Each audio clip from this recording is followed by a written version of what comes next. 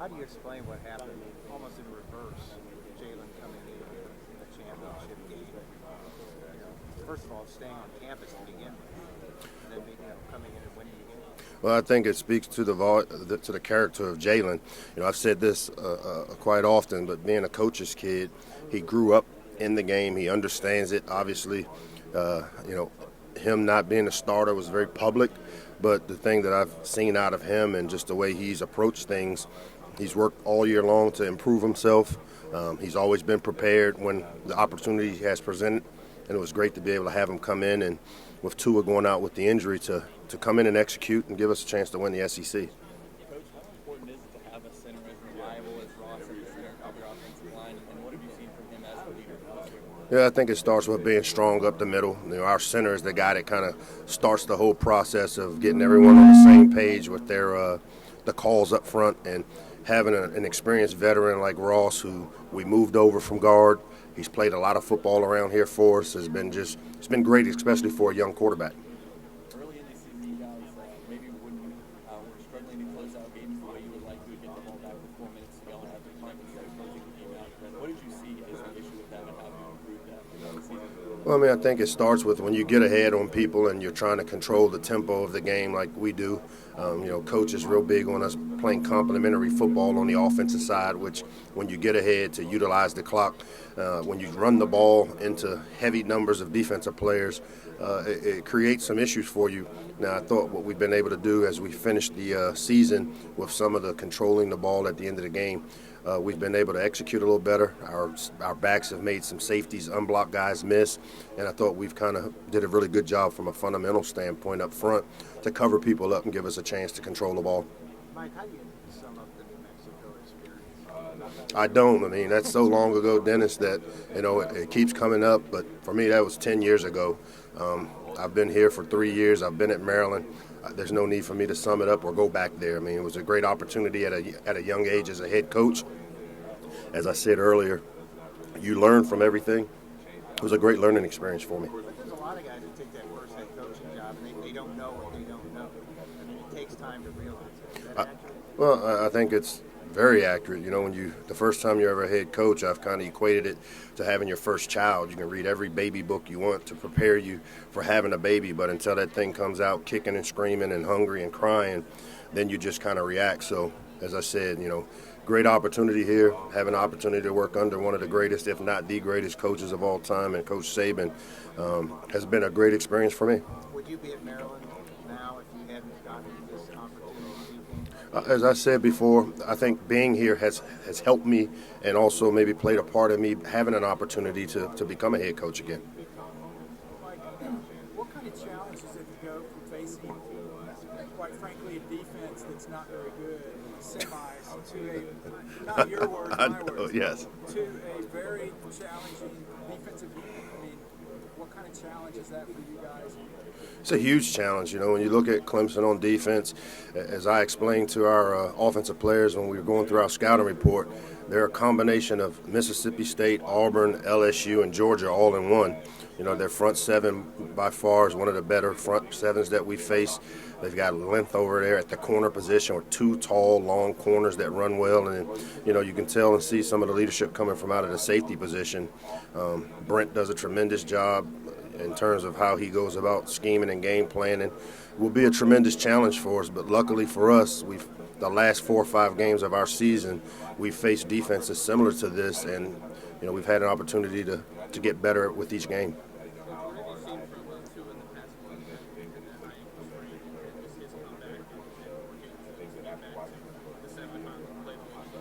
Yeah, I thought, he was finally healthy. He's been pretty much banged up since the Arkansas game where he first had the knee, and we had to fight through that part of the knee injury that he sustained. Then he gets the high ankle sprain in the first drive of the SEC championship game. I thought last week we saw him healthy, and usually when he's healthy and he has the ability to be a threat as a thrower as well as a runner, it opens up things for us on the offensive side.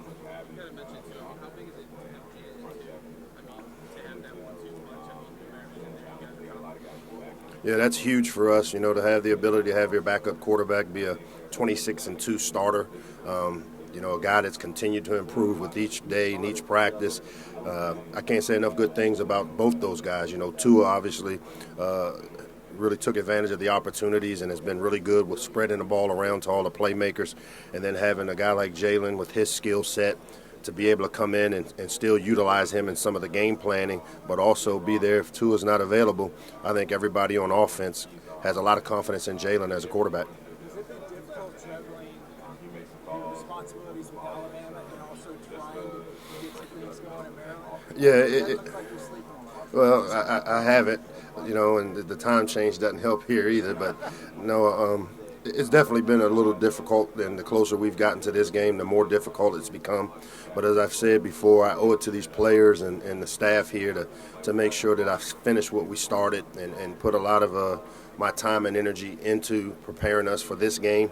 And when I have my own personal time, which we do usually in the evenings late, that's the Maryland time where I'm making phone calls and being in touch with people and recruiting to try to have at least a foundation set so when we get done with this game, I can hit the ground running up there in Maryland. We have breaking news here. Nick Saban gives you guys personal time? Yeah, usually about 10 o'clock at night till 6 a.m. To watch the news and go to bed. Yeah. I was going to say, with the time change, if you were rolling out of bed at like 3 in the morning. I woke up about 3:30 today. Usually I wake up around 4:30, 5 o'clock on Central Time, but we'll be all right. We'll be all right. Mike, how much credit does Nick deserve for just offensively where Alabama is today? This didn't start with you. Yeah. This was 4 or 5 years ago, and laid everything. Yeah, there's no doubt. I mean, anything and everything that involves the Alabama football program starts with the philosophies of the head coach. And as I said in August when I had my first opportunity to speak, this is Alabama's offense and what you do as a coordinator and you learn. And I had an opportunity to see Lane when I came in as an analyst. I stayed on with Brian Dable to see the things he added. You usually can come in and add things, but I think the biggest thing is just the personality of the play caller and implementing how you call games based on the Alabama offense. I mean, this offense in the run game hasn't changed over the years. We're always going to be an offense that wants to establish the run, but I think what we've been able to add in addition to some of the drop back passing game are some of the things that our quarterback does well with the RPOs and the zone read stuff, and we've been very fortunate that we've got a lot of skill throughout our offense, and it's hard to pick a guy to defend or try to take away. Alabama is number 4 for every meaningful passing stat. Did you ever think you'd see that ever at Alabama? Well, when you had an opportunity to see Tua, what he did last year, which we saw as the second team quarterback, and when you had an opportunity to see Jalen's continued development, and with the skilled receivers we had, last year having coached the receivers, those 3 freshmen I call the Rugrats, Judy, Smitty, and Ruggs, those guys they were phenomenal athletes. They were really competitive guys. You knew that you would want them involved in your offense, and so it was like a perfect storm having a quarterback that has the ability to throw the ball, having receivers that can create matchup issues, and then obviously the offensive line and the running game being very complementary to what we do. You're a veteran coach.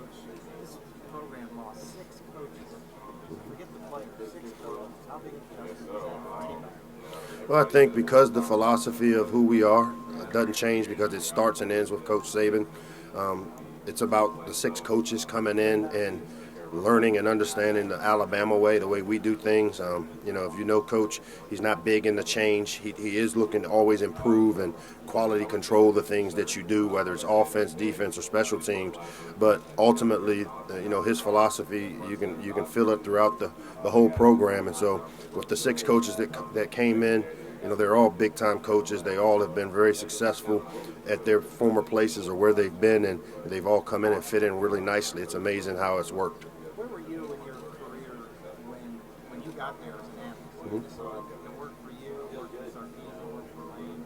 Where were you in your career in your mind? I came in with the idea of wanting to see or get behind the curtain of the Alabama football program, to look and see as a coach the consistency in which this place has won and how Coach has been able to continue to adapt and change and improve. As a coach, it's like taking a sabbatical and going to study to become better. And, when Lane called me about coming in as an analyst, they wanted to transition into some more of the spread, the zone read stuff. I thought it was a great opportunity, not just for me, but to come to Alabama and also get an opportunity to see how Coach does things, to see how this thing works, and get it behind the curtain view of it. And, it's helped quite a bit. Did you and DJ ever interact? I actually stayed on at Maryland with DJ through the first 2 or 3 weeks. And then right after Christmas was when, I decided to move on. I mean, he came down to Tuscaloosa. You think I don't, maybe. You might know more than I do. I think Dan, Josh Gaddis, Brent Key, it's hard to single out one guy. They're all veteran coaches. They all have helped tremendously in terms of the way we go about game planning and prepping for opponents.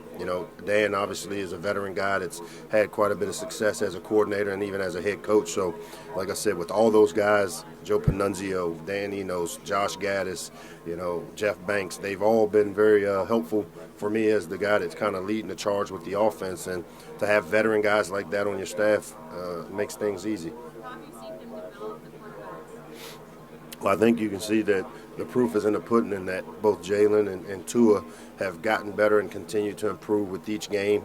The way our quarterbacks have played this season has been tremendous. They've taken great care of the football. The thing going into it with the quarterback, the thing you always want out of your quarterback is a guy that's going to find a way to distribute the ball, because we have quite a few playmakers, but also as a guy that scores points. I mean, ultimately, as the quarterback, it's your job to move the offense down the field and score points, and both those guys have been able to do that for us. What is it about Dan's coaching that is benefiting quarterbacks specifically?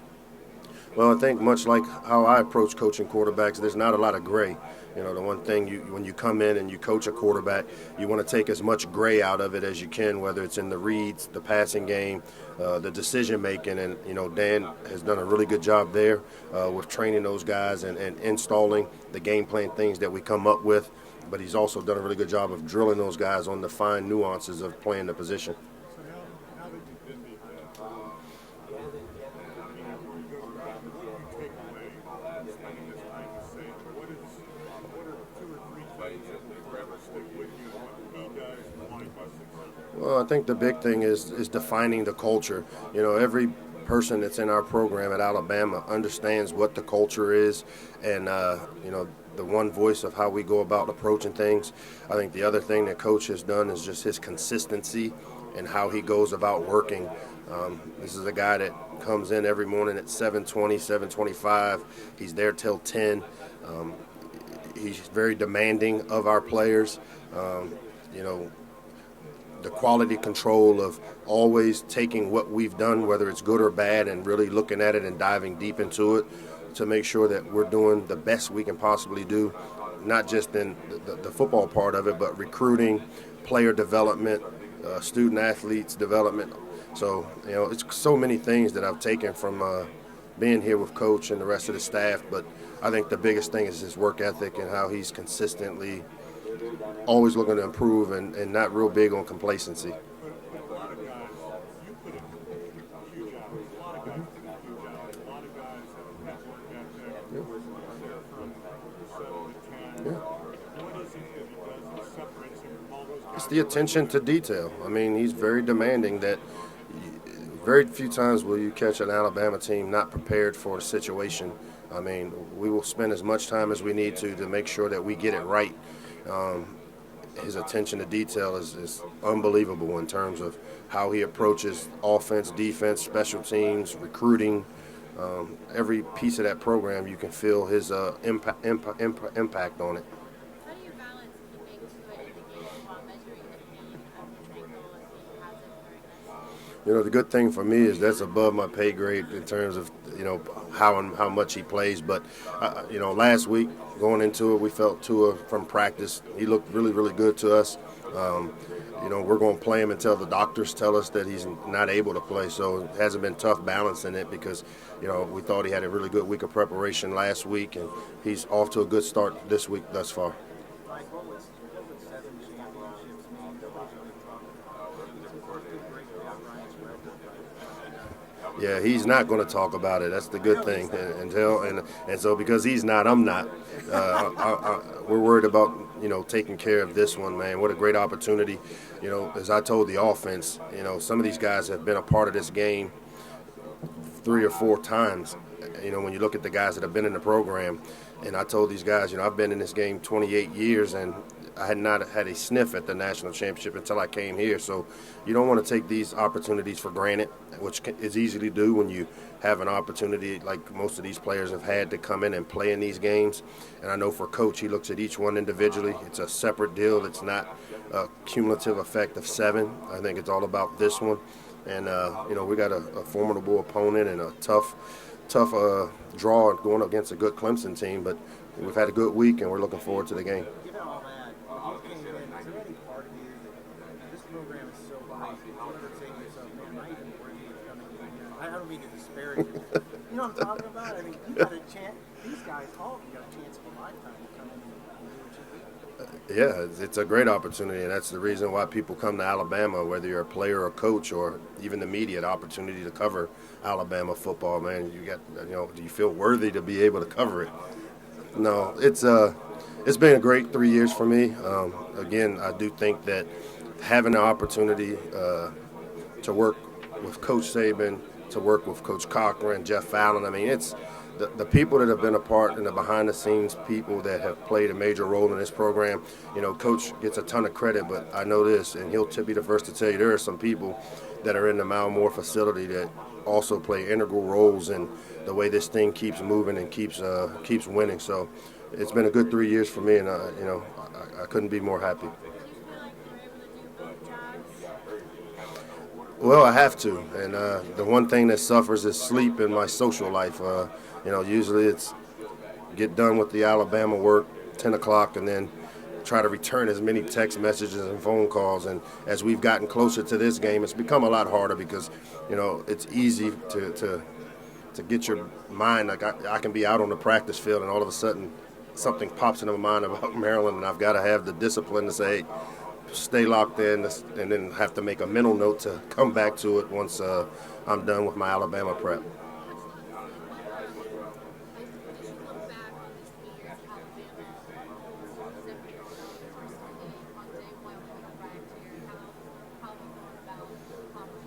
Well, I think the biggest goal for me was to be able to see how this thing works. I mean, and, I've got notebooks full of staff meetings, pre-game meetings, practice schedules. I pretty much came in and sat in the background and wrote down everything that was said. I took great notes on decisions and when decisions had to be made on personnel, on recruiting, on football, on scheme. I mean, to have access to Coach Saban and all these coaches that he's had within his program, like I said, it's like an upper-level course where you go away as a professor on a sabbatical and you just go study your craft. And, I wanted to come in and see how and why this place has been so successful. And I've been able to take that away because I have a pretty good idea what it looks like, what it smells like, and how it should be done.